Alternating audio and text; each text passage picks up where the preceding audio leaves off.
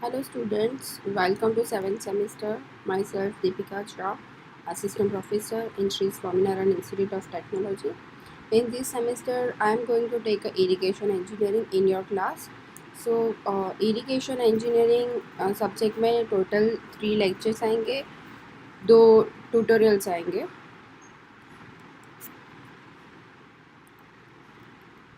Okay अब हम लोग उसका थोड़ा कंटेंट देख लेते हैं कि आपको पढ़ना क्या है इरिगेशन इंजीनियरिंग में.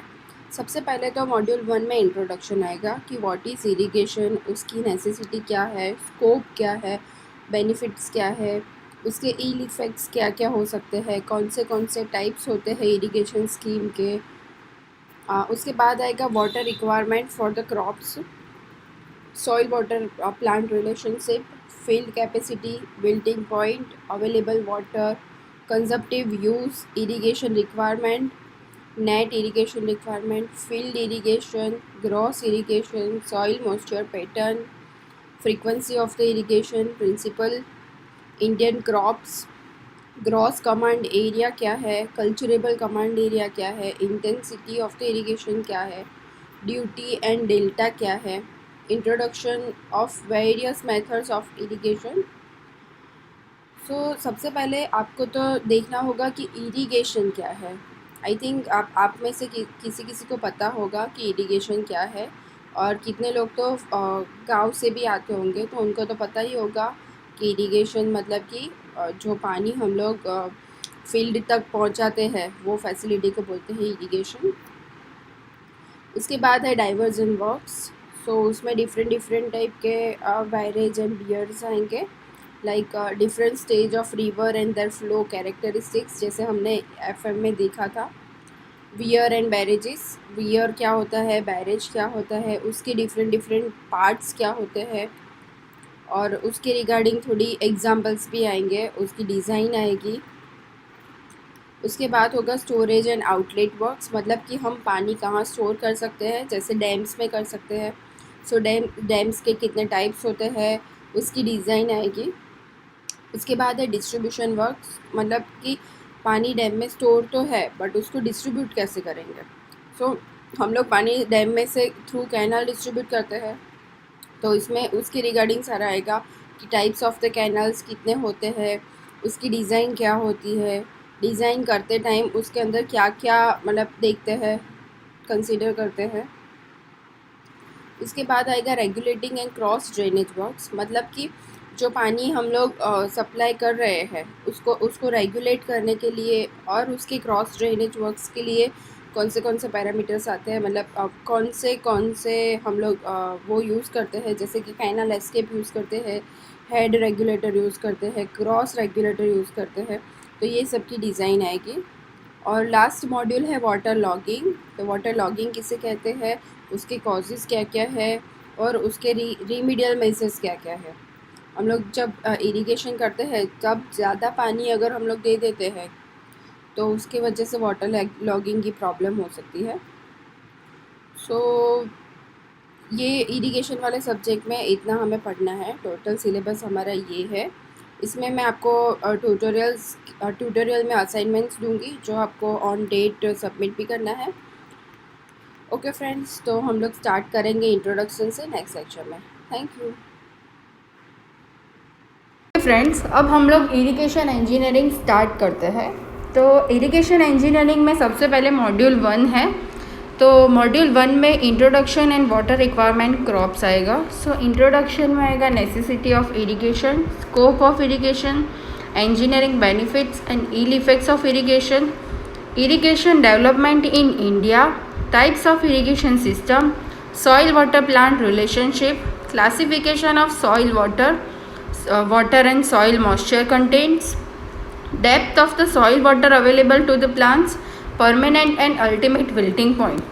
सो ये सारे टॉपिक्स हम लोग इंट्रोडक्शन वाले चैप्टर में कवर करेंगे. और सेकेंड चैप्टर है water requirement of crops. So water requirement of crops के अंदर आएगा depth of water applied during the irrigation, duty of water and delta, improvement of duty, command area and intensity of irrigation, consumptive use of water and evapotranspiration, irrigation efficiencies and assessment of irrigation water. So ये सारे topic हम लोग cover करने वाले हैं। सो सबसे पहले start करते हैं इरिगेशन से। So what is irrigation and what is the main definition of irrigation? So irrigation is defined as a process of supplying water to crops artificially. The science of planning and designing a water supply system to the plants, crops for their normal growth during the period of no rainfall with the help of dam, weir, barrage, reservoir and canal system with the head work, cross drainage works and miscellaneous works of a canal like a canal fall is called irrigation engineering. So irrigation engineering basically क्या है कि आप लोगों ने कोई भी खेत ये जो फार्म्स और वो सब होते हैं, सो उसमें आप लोगों ने पानी जाते हुए देखा है, ठीक है, कि कोई भी क्रॉप हमें ग्रो करना है तो उसके लिए हम लोग पानी प्रोवाइड करते हैं। तो वो पानी प्रोवाइड करने की जो प्रोसेस है, आर्टिफिशियली प्रोसेस, उसको हम लोग बोलेंगे इरिगेशन। नेचुरली तो रेन से पानी मिलता है, बट जो आर्टिफिशियली प्रोसेस है वो प्रोसेस को हम लोग बोलेंगे इरिगेशन। सो बेसिकली इरिगेशन में क्या होता है कि जो रनिंग वाटर है, जैसे कि ये रिवर है या लेक्स है, सो उसके अंदर से पानी कैनाल या कोई भी वियर है या बैरेज है। सो ये वियर क्या है, बैरेज क्या है, ये जो सारे स्टोरेज वर्क्स है वो हम लोग आगे पढ़ेंगे। सो इसमें हम लोग सेव करते हैं पानी, उसके बाद जब भी पानी जो भी फार्म में हमें चाहिए होता है सो वहाँ पे ड्रॉ करते हैं। तो ये जो प्रोसीजर है उसको हम लोग बोलेंगे इरिगेशन। देखो यहाँ पे स्प्रिंकलर इरिगेशन का एक फ़ोटो दिखाई दिया है। आप लोगों ने अपने कॉलेज में भी कभी देखा होगा कि गार्डन में स्प्रिंकलर इरिगेशन करता है। सो नेसेसिटी क्या है इरिगेशन की, हमें इरिगेशन करने की ज़रूरत क्यों पड़ती है? सो इरिगेशन की नेसेसिटी ऑफ द इरिगेशन के लिए बहुत सारे फैक्टर्स हैं, जो फैक्टर हम लोग डिस्कस करेंगे। सो सबसे पहला फैक्टर है इनसफिशिएंट रेनफॉल। सो रेनफॉल क्या होता है कि हर एरिया में सफिशिएंट रेनफॉल नहीं होता है। जैसे कि एक बार रेनफॉल ज़्यादा हो गया, कभी कभी रेनफॉल कम हो गया। सो जो क्रॉप हम लोगों ने ग्रो करने के लिए रखा है उसको जो नेसेसिटी मतलब जितना भी पानी चाहिए होता है, वो नेसेसरी वाटर है वो तो उसको चाहिए ही होगा। अगर रेनफॉल कम हुआ तो हमें एक्स्ट्रा पानी प्रोवाइड करना पड़ेगा। सो फर्स्ट रीज़न है इनसफिशिएंट रेनफॉल। सेकेंड है अनइवन और a non uniform rainfall. So if the distribution of rainfall in a zone of crop area, so uneven rainfall होता है कभी कभी, सो उसके लिए भी हमें पानी प्रोवाइड करना पड़ता है। थर्ड है improvement of perennial crops. So some of the perennial crop require the water throughout the year, but rainfall is not uniform in all season of the year. So this crop can not produce a perennially without the water for all the season. So for the growth of production of these perennial crops, irrigation is necessary. So ये जो perennial crops होते हैं उसको 12 months तक पानी चाहिए होता है, ठीक है। तो हमारी जो रेनफॉल की सीज़न होती है वो तो सिर्फ 4 मंथ की होती है, उसके बाकी के 8 मंथ्स हमें इरिगेशन करके पानी प्रोवाइड करना पड़ता है। उसके बाद है development of the desert area. हमें पता ही है कि डेजर्ट एरिया में पानी का प्रॉब्लम ही होता है, वहाँ पे पानी कम होता है। सो ऑब्वियसली अगर डेजर्ट एरिया को हमें डेवलप करना है सो हमें पानी इरिगेशन थ्रू प्रोवाइड करना पड़ेगा। ये डेजर्ट एरिया है जहाँ पे पानी है ही नहीं, सो हमें इरिगेशन थ्रू पानी प्रोवाइड करना पड़ेगा। अब इरिगेशन के बेनिफिट्स क्या क्या है, ये तो थी नेसेसरी कि हम क्यों यूज़ करते हैं, पर यूज़ करने के बेनिफिट क्या क्या है। तो सबसे पहली है yield of crop. So yield of the crop हम लोग इंक्रीज़ कर पाते हैं ड्यू टू इरिगेशन। सो हम लोग इरिगेशन जो लो रेनफॉल वाला टाइम होता है या फिर लो रेनफॉल वाला एरिया होता है वहाँ पे हम लोग through irrigation yield of crop gain कर सकते हैं। ऑप्टिमम बेनिफिट्स यूज़ कर सकते हैं वाटर का। So use of water is possible by irrigation to obtain a maximum output. Third है elimination of the mix cropping. So the area where irrigation is not assured, mix cropping is adopted. So mixed cropping means showing different crops together in the same field.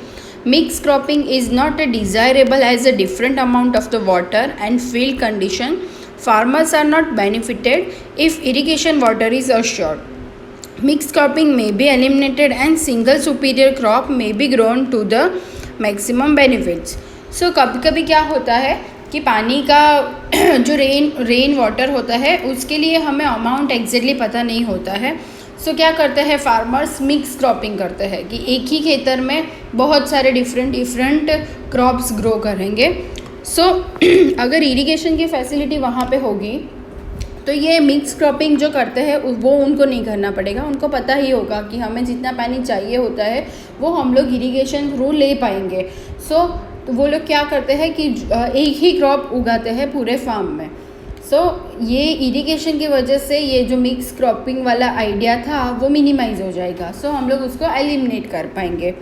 उसके बाद है prosperity of the farmer. Obviously irrigation की वजह से उनको पानी जब भी पानी चाहिए होगा तब उनको पानी मिल जाएगा. तो ऑब्वियसली वो अच्छे से क्रॉप ग्रो कर पाएंगे और वो बेच के वो अच्छे से पैसे कमा पाएंगे. तो उनकी इंटीमेटली प्रॉस्पेरिटी बढ़ जाएगी.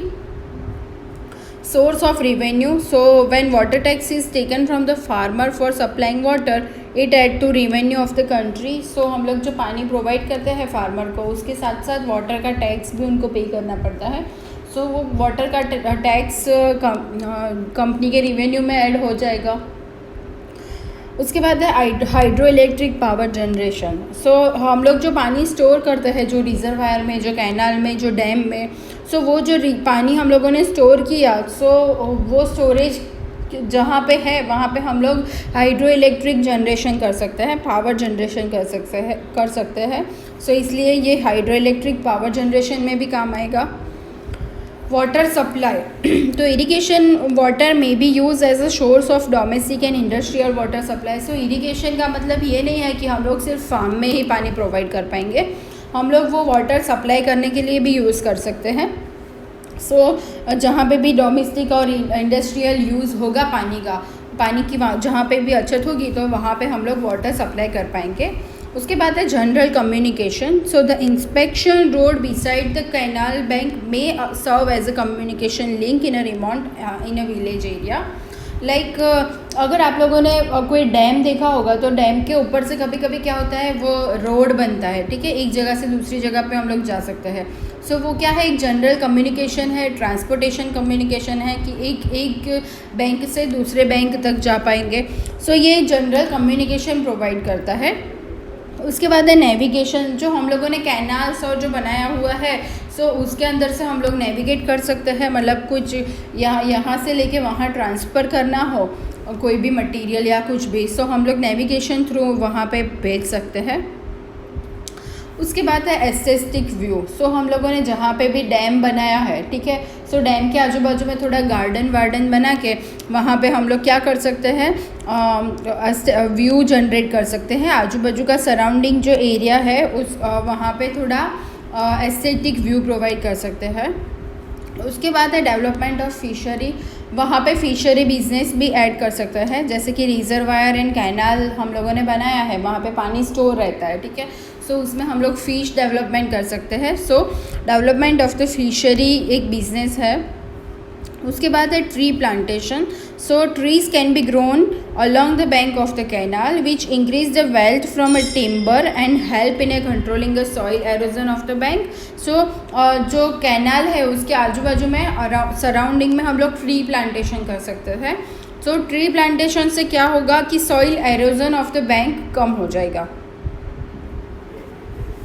उसके बाद है protection from the famine. Food production is increase due to irrigation by producing a more crops use as a food. This protects the country from the famine situation. कभी भी कोई ऐसी सिचुएशन आती है तो हमारी जो कंट्री है वो उसके सामने सस्टेनेबल रहेगी. उसके बाद है increase of a ground water level. Due to constant seepage and percolation of the water from the canal in a ground water level. क्या होगा कि आजू बाजू में जो पानी का एरिया है वो क्या होगा, इंक्रीज़ हो जाएगा. मतलब ग्राउंड वाटर टेबल क्या होगा, इंक्रीज़ होगा. क्योंकि क्या होता है, कांस्टेंट सीपेज होता है. कांस्टेंट सीपेज होने की वजह से क्या होता है, कैनल का पानी थोड़ा अंदर पर्कुलेट होता है और जो अंदर ग्राउंड वाटर टेबल है वो थोड़ा हाई हो जाएगा. उसके बाद में है aid to civilization. So irrigation water is normally available from the river valley projects. So some tribes living near the valley adopt the irrigation as their profession, increase the production and live peacefully with the leads to the general civilization of the country. So ये एक क्या होता है कि जो उसके आजू बाजू में एरिया में लोग रहते हैं, हिली एरिया में या रिवर वैली वाले प्रोजेक्ट के एरिया में, सो वहाँ के लोग उसको मतलब एक प्रोफेशन की तरह लेंगे और वहाँ उससे थोड़ा अर्न कर पाएंगे. उसके बाद है nutrition of population. So due to irrigation increased agricultural production take place and this production improve the nutrition of the people. सो लोगों को हम लोग न्यूट्रिशन प्रोवाइड कर पाएंगे. उसके बाद है रिक्रिएशनल. सो जो डैम्स और कैनाल्स है उसके आजू बाजू में थोड़ा गार्डनिंग बना के वो क्या कर सकते हैं, रेस्टोरेंट बना सकते हैं, पार्क बना सकते हैं, वहाँ पे लोग घूमने आए वैसा रिक्रिएशन कर सकते हैं. जैसे कि आप लोगों ने देखा होगा कि अहमदाबाद रिवर फ्रंट बना है. सो अहमदाबाद रिवर फ्रंट क्या है, रिवर के आजू बाजू में रिक्रिएशन एक्टिविटीज़ बना के रखी है. सो लोग वहाँ पे थोड़ा एन्जॉय करने जाते हैं. उसके बाद है social and cultural improvement. So if increase is the cultural and social level of a population living nearby the canal and reservoir, tourist interest in the area, newly constructed reservoir may be enhanced. So tourist भी visit करेंगे अगर वहाँ पे थोड़ा cultural activities और वो सब करेंगे तो. उसके बाद है self sufficiently in a food. So irrigation make the country self sufficient in a food by improving a production. अगर इरिगेशन अच्छे से होगा तो फार्मर्स डिफरेंट टाइप के क्रॉप्स खुद अपनी कंट्री में ही ग्रो करेंगे और उससे क्या होगा कि हमें बाहर से इंपोर्ट नहीं करना पड़ेगा. सो ये क्या हो गया, एक सेल्फ सफिशिएंट इन अ फूड हो गया. सो इतने सारे बेनिफिट्स हैं इरिगेशन के, इसीलिए हम लोग इरिगेशन यूज़ कर